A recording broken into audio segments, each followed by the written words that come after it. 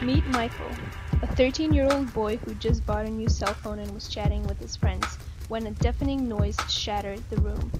30 minutes later, he was in the hospital, gushing blood and covered in black ash. Meet Elmer, an 81-year-old senior recently purchased Neurontin, an anti-seizure medicine approved by the FDA, after watching a TV commercial claiming that consumers could save up to 70% on prescriptions by calling an 800 number. 1 hour later, he was in the emergency room.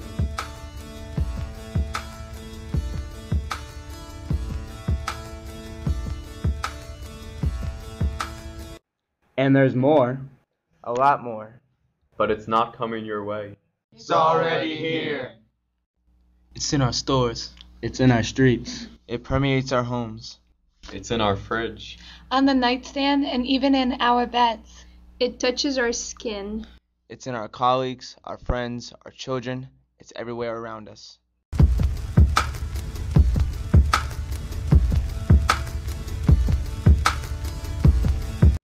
This vicious underground network is driven by demand and facilitated by globalization. The U.S. remains its preferred hotspot. Its central hub, New York City. Oh my God, I can't believe I'm in New York City. It's good of me, miss. I'll give you good price, good price. What do you want to see? Sunglasses? Bags? What do you want to see? Oh my God, they look so real.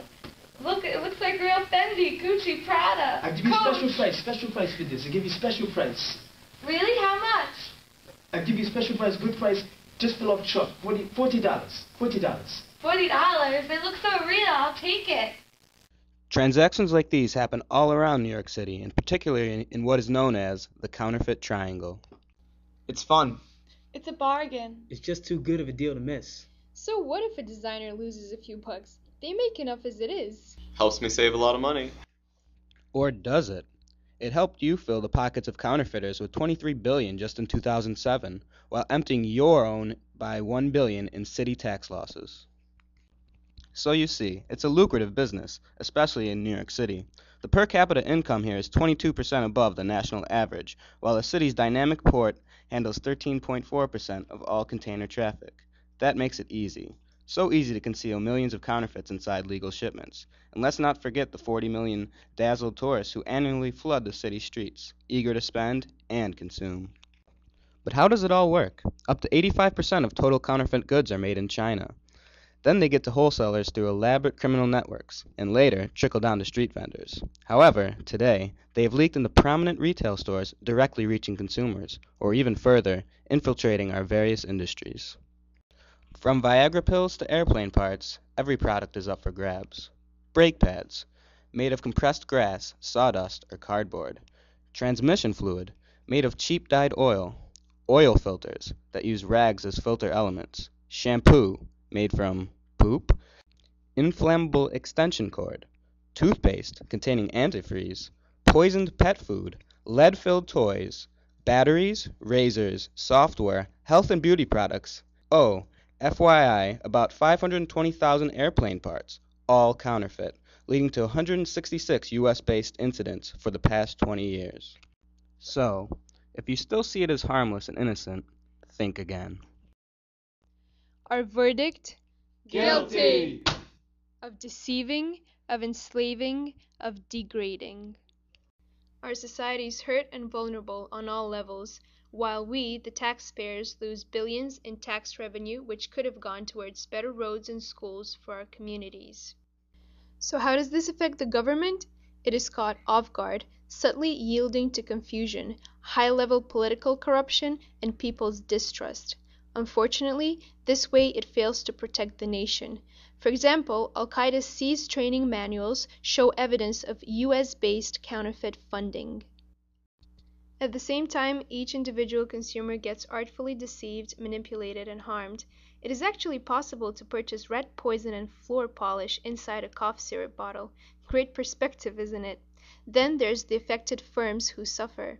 Their value drops down along with revenues while prices and costs rise. Innovation gets stifled and consumer confidence flops. But the story doesn't end here. The suppliers are those who cross out other people's lives as inconsequential. A few fines is all it takes to get them off the hook. Oh, and they not only supply faked goods, they also traffic humans. The street sellers, attempting to convince you all day long as they try to make ends meet and send money to their families abroad, families they haven't seen for the past 7 years or more. Counterfeiting is not about fake products, it's about lives. A seemingly harmless Chinese tofu cake drives kitchen waste, gypsum, starch, paint, and intestine liquid down your stomach. Mercury-filled batteries leak out in your portable music device. Feces-related bacteria are sold to you in shampoos. How more life-threatening can it get? By purchasing willingly or mistakenly, we hurt ourselves and our community, thus compromising the God-given standard by which our lives are to be nurtured and fulfilled. Human life is sacred. Its nature is God's nature, and its image is God's image. It was also fought for and bought for a very high price, God's self-sacrifice on the cross, genuine, undiluted, unfaked. It is finally perpetuated day after day through His active, warm, encouraging love. These qualities are therefore inherited in human beings. It is up to us to choose to develop and maintain them for our sake and for the sake of others. It is up to us to choose to reevaluate our motives. Counterfeited goods damage our health and our soul. They deceive us, entice us, and compromise our dignity. We should stop the demand that brings them to our doorstep. Every individual and group has the right to clean, wholesome food, reliable medicine, and harmless consumer products. But where that right is being violated, it is the individual and society's duty to take a clear and appropriate defensive action. The government, the police, our friends and neighbors can only participate in as much as we ourselves do. But if we condone it, we commend it. If we buy it, we feed the supply chain. Our lack of participation also shapes the society we live in powerfully.